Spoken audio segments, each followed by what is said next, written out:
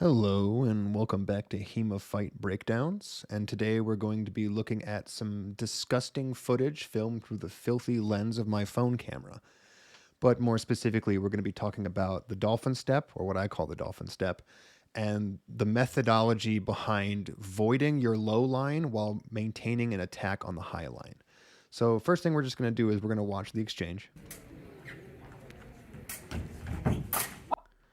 And the reason I feel like this is a great example is because the opponent on the left here, my opponent, I believe does everything right as far as setting up a low line attack.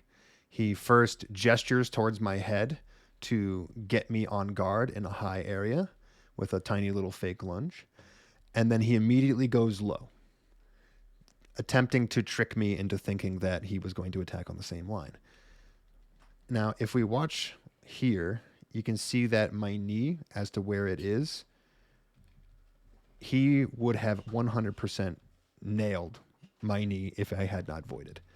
But this particular footwork that I'm calling the Dolphin step is one in which instead of slipping the leg any particular direction, you slip it directly back to your back leg while sucking in your gut and throwing your lower body back as far as possible. The idea behind this is that if anyone attacks your lower areas, whether anything below the chest, what you want to do is you want to get that entire area back to the level of your back leg. The reasoning being that if someone was going to hit you on that line, a line of your back leg, they had committed so far that they were going to hit you no matter what. If someone goes in far enough to hit that back line, there's really nothing you can do about it.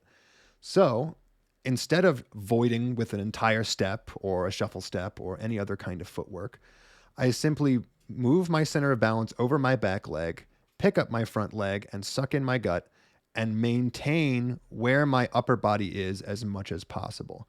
So you can see here my upper body is still pretty much where it was, but my lower body has moved back that crucial 6-7 inches that it took for me to dodge that leg strike.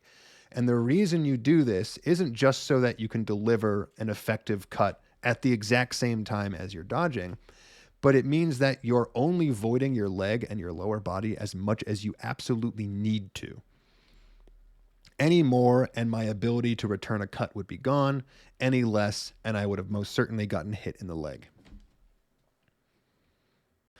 So this is another instance of the same situation, but this one is important because the entire exchange plays out a little bit differently.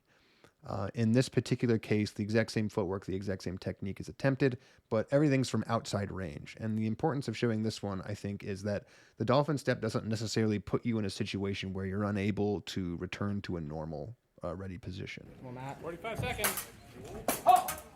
So in that exchange, what's important to note is that when the initial leg cut is thrown, I would say that it's basically thrown from outside range. If we basically look at the furthest point my knee ever was and we play it forward, it would barely have been touched at best by the very tippy tip of my opponent's sword. Which, as a result, means that when I throw this exact same technique and I throw my lower body and my legs backwards, there's really nothing for me to reach either. But what's different about this one is that after I land, I can take a step and continue the fight almost completely as normal without the issue of my feet being out of position.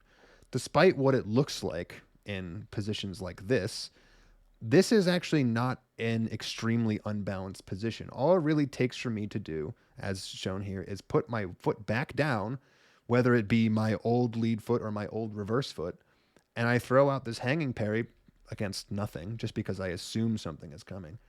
And I still have enough time to return a repost before my opponent has really figured out that I'm back on my own feet. As a final little example here, I want to show something where the lone line attack is not a cut to my leg, and why voiding the lower body out of the way is just as important as voiding the legs out of the way. So if we watch, after the initial engagement, my opponent follows up a successful void or parry with a low line stab. Now, this was a tricky one because when he came back in, The low line was expressly chosen as the location of the stab, specifically because my guard was already up. Now, theoretically, hindsight's 2020. He might have been able to get that into my chest in time, but he had decided to stab low before that had ever happened. So you see him stabbing low towards my hip, and he does get a little bit of a nick on it. But what's important to see here is that when I throw my body and my leg back to my other leg, I have more than enough room to deliver the headshot with, almost down to a third of my blade.